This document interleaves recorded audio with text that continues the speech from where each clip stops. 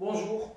Dans cette vidéo, on va essayer de répondre à une certaine question concernant une fonction, la fonction grand F, définie sur R par grand F de x égale l'intégrale de 0 à x de 1 sur 1 plus t carré dt.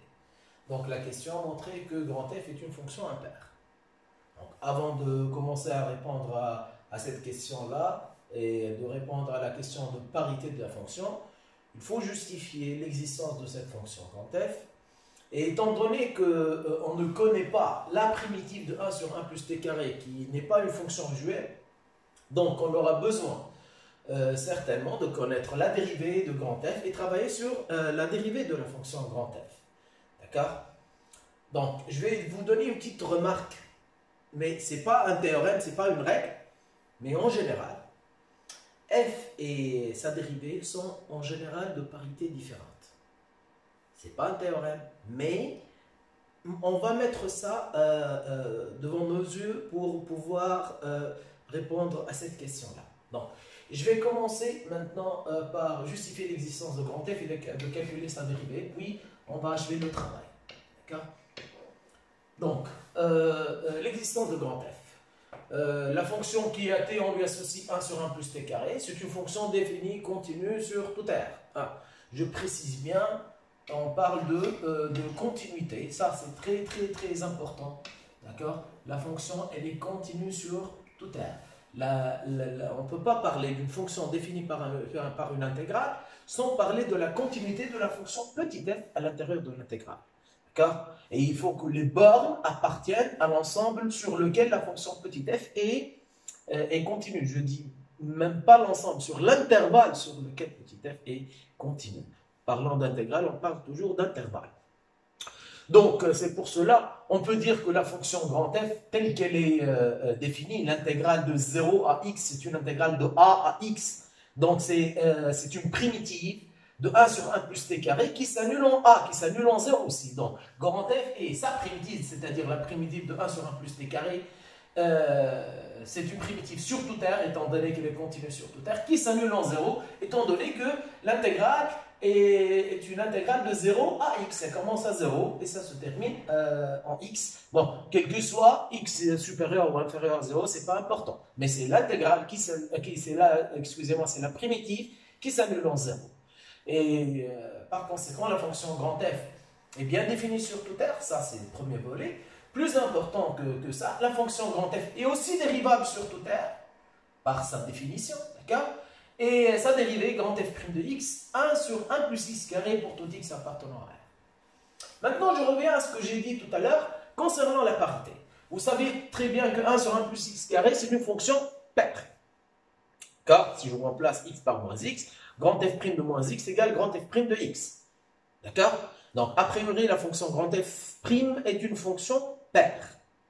A priori, étant donné que l'image de 0, grand f de 0 est égale à 0, d'accord? Donc, c'est l'intégrale de 0 à 0, d'accord? Ou bien c'est la primitive qui s'annule en 0. Donc, étant donné que grand f de 0 égale 0, a priori, la fonction grand f est une fonction impaire plutôt. D'accord? On va le justifier et je vais vous montrer comment le prouver. Il ne faut pas prendre ça comme un théorème, ce n'est pas une règle, ça n'existe pas dans notre cours, mais il faut toujours refaire le même travail.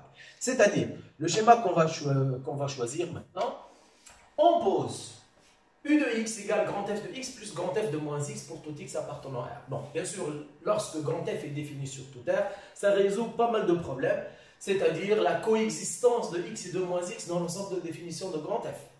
Vous savez très bien, si vous voulez étudier la parité d'une fonction, première chose, là où il faut faire toujours attention, c'est que x et moins x doivent tous les deux appartenir à l'ensemble de définition de cette fonction-là. D'accord? Sinon, on ne parle pas de parité. La fonction va être ni paire ni impaire.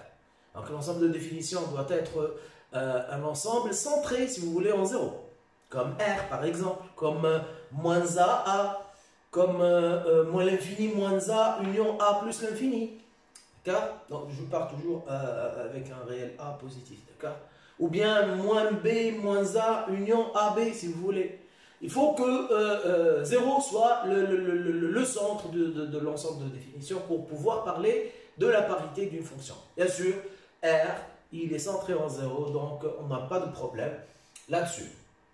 Et par conséquent, la fonction U va être dérivable sur tout R, étant donné que grand F est dérivable sur tout R. Moins X ne pose aucun problème, aussi c'est une fonction dérivable sur tout R, donc la composée grand F de moins X reste dérivable sur tout R.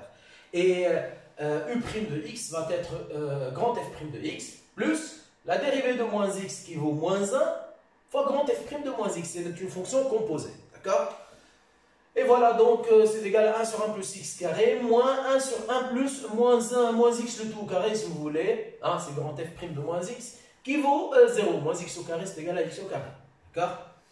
Et étant donné que u' de x est égal à 0 pour tout x appartenant à R, donc on peut dire que la fonction u est une constante sur tout R. Donc, quel que soit x appartenant à R, u de x, c'est égal à une constante, c'est la primitive de 0. D'accord? Donc, il suffit de trouver l'image d'un point, étant donné que tous les réels ont la même image. Le plus simple de ces réels-là, c'est de calculer U de 0. U de 0, c'est très simple. U de 0, c'est égal à grand F de 0 plus grand F de 0, donc ça fait 2 fois grand F de 0. Et grand F de 0, c'est égal à 0. On a déjà, tout à l'heure, on a dit ça. C'est la primitive qui s'annule en 0, ou bien c'est l'intégrale de 0 à 0. Donc, U de x, par conséquent, étant donné que U de 0 égale 0, donc la constante C vaut 0, c'est-à-dire que U de x est égal à 0 pour tout x appartenant à R. Et comme la fonction U de x n'est autre que f de x plus f de moins x, alors f de x plus f de moins x vaut 0 pour tout x appartenant à R, si vous voulez, grand f de moins x est également grand f de x. Cela prouve que la fonction grand f est une fonction impaire. D'accord? Et l'impact de la parité d'une fonction, la fonction grand f est impaire, ça veut dire quoi? Ça veut dire que l'origine est un centre de symétrie de sa courbe représentative, si on a besoin de construire sa courbe. D'accord? On passe à la deuxième partie. La deuxième partie, il nous définit une fonction g. Grand G de x défini sur l'intervalle moins pi sur 2 pi sur 2 par grand G de x égale grand f de tangente x. Il nous demande de justifier la dérivabilité de grand G sur l'intervalle moins pi sur 2 pi sur 2, de calculer sa dérivée, de déduire l'expression de G pour tout x appartenant à moins pi sur 2 pi sur 2, de déterminer alors la limite en plus l'infini de grand f de x, d'étudier les variations de grand f, puis de construire sa courbe. Vous voyez qu'on peut construire la courbe d'une fonction définie par une intégrale sans connaître son expression, sans connaître la primitive de 1 sur 1 plus t carré. Ce n'est pas toujours indispensable. D'accord. Donc, on va commencer par la dérivabilité de g sur l'intervalle moins pi sur 2, pi sur 2, étant donné que c'est une fonction composée. C'est grand f de tangente x. On sait très bien que la fonction qui est x, on lui associe tangente x, est une fonction dérivable sur moins pi sur 2, pi sur 2. La fonction grand f est dérivable sur R. Donc, on n'a pas besoin de chercher l'image de l'intervalle moins pi sur 2, pi sur 2 par tangente x, étant donné que grand f est dérivable sur R. R contient tout. Par conséquent, la composée va être dérivable sur moins pi sur 2, pi sur 2. La composée n'est autre que la fonction g. Et g' de x, c'est la dérivée de la composée. Si vous voulez, je peux vous rappeler de la dérivée de la fonction composée. D'accord? F rang, excusez-moi, f rang E, un problème. Je vais écrire avec un stylo normal. F rang E, si vous voulez, le tout prime de x, c'est U' de x fois f' de U de x. Ça, c'est la règle qu'on utilise pour calculer la dérivée de la fonction composée. U n'est autre que tangente x, donc U' c'est 1 plus tangente carré. F' c'est grand f' qui est égal à 1 sur 1 plus x carré, mais appliqué à U de x, appliqué à tangente x, c'est-à-dire 1 sur 1 plus tangente carré x. Mais en simplifiant par 1 plus tangente carré x, on va trouver que g' de x est égal à 1.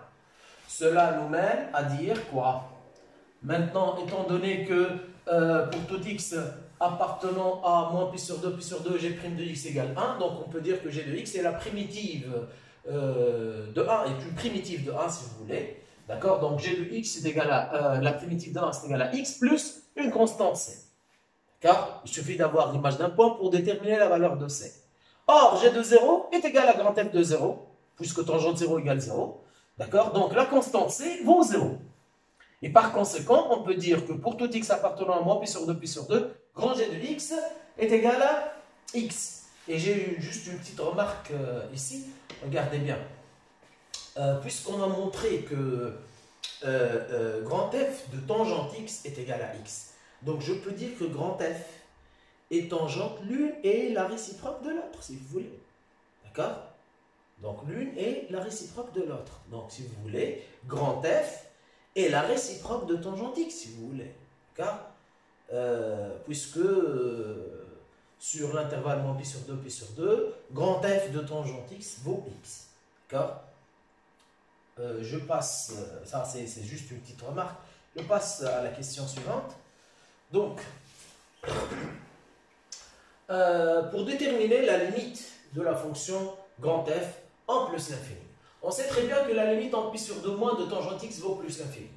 Et on sait très bien que la limite en pi sur 2 moins de grand F de tangente x, ça c'est égal, si on fait la dérivée de la fonction composée, ça c'est la limite en plus l'infini de grand F de x.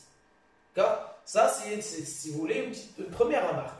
Mais grand F de tangente x n'est autre que g de x. Et g de x, elle vaut x, on vient juste de le prouver. Sur l'ouvercle en pi sur 2, pi sur 2. Donc la limite en pi sur 2 moins de g de x, c'est la limite en pi sur 2 moins de x, qui vaut pi sur 2. Et par conséquent, en joignant ces deux résultats-là, on peut affirmer maintenant que la limite en plus l'infini de grand F de x, c'est égal à pi sur 2.